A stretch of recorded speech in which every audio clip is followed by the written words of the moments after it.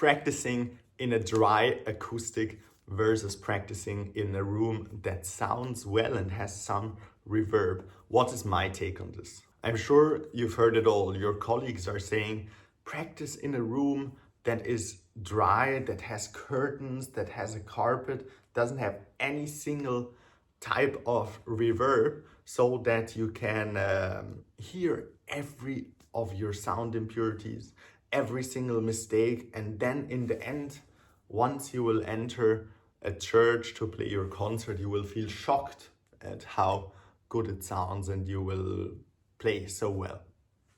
Okay, so I'm sure you've heard this sentence, all of you, from some musician at some point in your life. And you might think it's also beneficial for the clarinet to do so, to always practice in a room that sounds bad. In my opinion, practicing in a room that sounds super decent, quite good, and has some level of reverb and is not too small, but medium-sized room is the perfect room to practice. And here's why. So basically, when I practice, I want to enjoy my practice.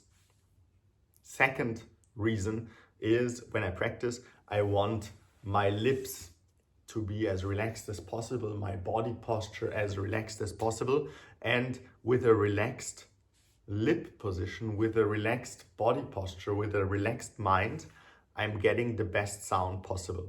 What a dry room does to me is basically I get tense. I'm like, this is not what I want to hear, and I get even more tense and the sound goes away even more. So this is what happens to me in a dry acoustic. I don't really like to practice in a dry acoustic. It gives me like a tense feeling. Third reason is that if we want to establish a practice routine, okay, one of the most important basics to make a habit stick is to make the habit satisfying, okay? If it's always unsatisfying to practice, you will not enjoy practicing. Your body will hesitate to go to practice.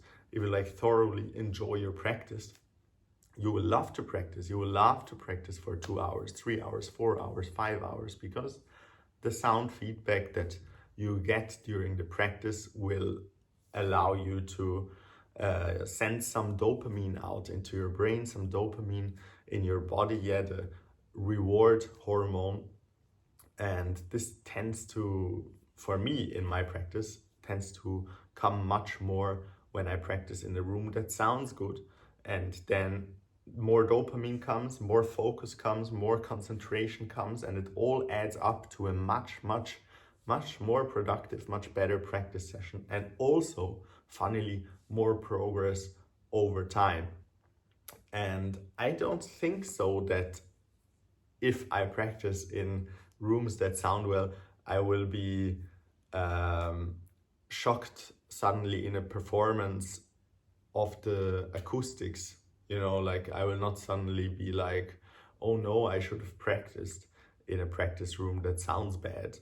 No, it's just basically your clarinet skills that count in the end, and the clarinet skills come with practice hours, with focused practice hours. And how the way that I get focused practice hours the easiest is by practicing in a room that sounds well, because I love practicing then, because I enjoy the practice session, because I love taking the coffee and starting directly with practice. Yeah, I remember the times in the music university, we only had, like the first music university I was in the bachelor, we only had practice rooms that sounded terrible. Okay, so curtains all around, super small cells, and like carpets on the floor, like absolutely terrible, like not a single millisecond of reverb.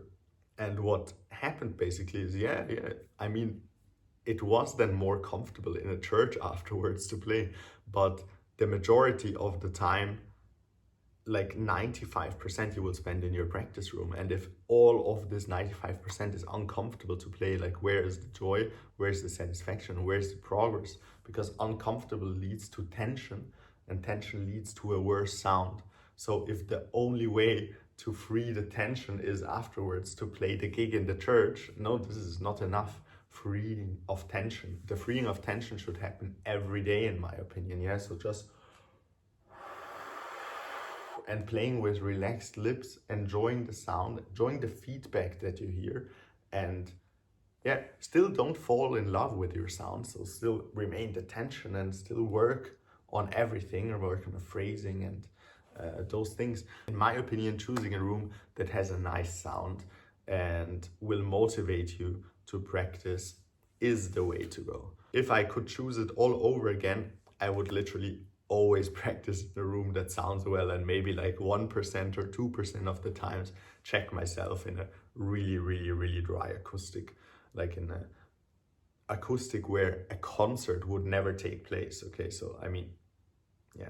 Also, by the way, we tend to play with a much smaller sound in a super dry acoustic. So we don't give a lot of volume to the sound because we need to contain every single impurity of the sound, which leads to a much smaller sound. So also, if you need to open up your sound much more, playing in a big room, in a big hall, in a place with a nice acoustic is will really help you with this.